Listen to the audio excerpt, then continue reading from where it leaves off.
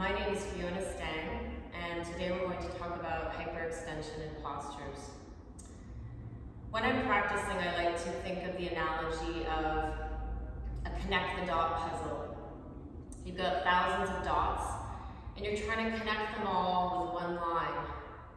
I think of this as the whole body working together in one unified way to connect all these little energetic dots of bright lights.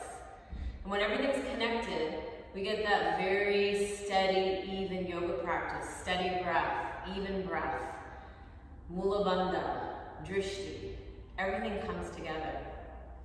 When we jam into a joint, when we lose our focus, when we hyperextend, that little energy, say for example I'm hyperextending in my elbow, suddenly it all disperses at my elbow, or at my shoulder, or at my wrist. And that nice unified connect the dot feeling or puzzle suddenly is no longer there. So when you're practicing, be very aware of where some of the pitfalls for hyperextension can be.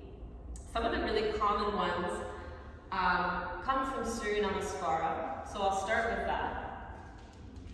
We start in Samasthiti, and as you stand here, I'll face you. Just bend your knees. You can try it right now as you're watching. Slowly straighten. And make sure you're not locking the legs. They're straight, but not locked. If you tend to be a locker, you may find that in order not to lock, you actually have to be bent. Over time, your bend will become straighter and straighter and straighter, but not locked. So for now, just try bending. Imagine there's some weights on your thighs, and imagine you are that energetic connect the dot puzzle. And slowly straighten up. Feel those dots come alive. And just take a breath there. As you inhale in Ekam, look thumbs. And as you exhale, fold. Check your knees. Have you locked back? Or are you still connected? Micro bend or straight but not locked. When the hands come to the floor, there's a tendency to lock the elbows. Gab the elbows in. I even like to have them slightly micro bent. Really feel that connection of the hands on the floor. Inhale, the head is up. And walk or hop back to your push-up. Here's another place we tend to lock the arms. Instead, micro bent. Legs are strong, not locked. Quads are strong. Exhale, lower down. Inhale, cobra or up dog. In up dog, I see a lot of hyperextension in the arms. So at the very top, make sure that you keep the arms micro bent. And then the transition to down dog, another pitfall right here. As I transition, people tend to lock. So keep those elbows micro bent as you press back. Those are the main places that you're going to see that locked action in your sun salutation. So again, usually when we hop back, right here is a pitfall place, the high plank, micro bend. We lower, usually okay. Right here, top of that dog. Another option to go into hyperextension. Downward dog transition, same thing. So be very aware in those postures that you're keeping a micro bend action. Yes, the arm will eventually look straight, but if you're super hyperextended, you may find it's either hyperextend or bend for a while. Start with the bend. Begin to accumulate the muscles to slowly, with control, straighten, with awareness and with strength, rather than cranking into the joints. In standing postures, it's also easy to hyperextend, many times through the legs. Say for example, Trikonasana. Ekam, inhale, step out. It's easy right here to hyperextend both knees. So instead, Ekam, inhale. I follow my fingers. I like to micro bend, and I'm exaggerating it here, my right knee.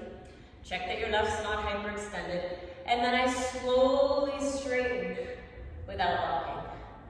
So again, if you tend to be a hyperextender, it may be bent or hyperextended. It may be hard to go fully straight until you've practiced for a while. To exit the pose, bend, look down. Inhale, come up. Switch your drishti to your left fingers. Follow them as you bend, Connect big toe, slowly straighten, look right hand. Even if you're holding the shin, same thing. But I went from bent to slowly straighten. The analogy I like to think of is as you bend, put some energy into the big toe, little toe evenly. And it's like you're pulling up a long stocking. It catches at big toe, inner ankle, inner knee, and inner thigh, and creates a natural lift of Mula Bandha. So by being more bent to less bent, you can really engage this line. You'll engage through the quads, and if you prevent yourself from going into that hyperextension, over time, you'll be working with a straight leg, but it'll be a strong leg rather than hanging in the joints. This is hanging in the joints, and this is a strong connected leg. You can do this in any postures, even in the Utthita Hasta balancing posture. If you're hyperextended, it's going to be really hard to hold this pose. But if you slowly straighten and connect up, you'll feel that action of being in the legs, staying in the strength of your legs in the postures. Be really mindful in all the poses and seated, same thing. When you stretch out your legs, it's easy to either just disengage your quads, have them be totally soft, and not have those little energetic dots as vibrant as they could be. In seated postures, I like to make a fist, put it between my inner legs, slowly straighten my legs. I call this a buoyant leg. If I had a wall behind my feet, the big toes and little toes would be pressing evenly, rather than like this, where the little toes would press the wall and the big toes don't. So again, make a fist, inner leg, slowly straighten. Then remove the fist and just find those energetic lines. Big toes, inner edges of the ankles, inner knees, inner thighs to Mula Bandha. And feel how a buoyant leg is different than a hyperextended one, where you're really pressing back and jamming through the joints. This buoyant leg is strong, it's rooted, and it connects us to our source, to Mula Bandha, and to that tether of mindfulness. That is the practice. There's so many poses you can explore this in, so keep paying attention.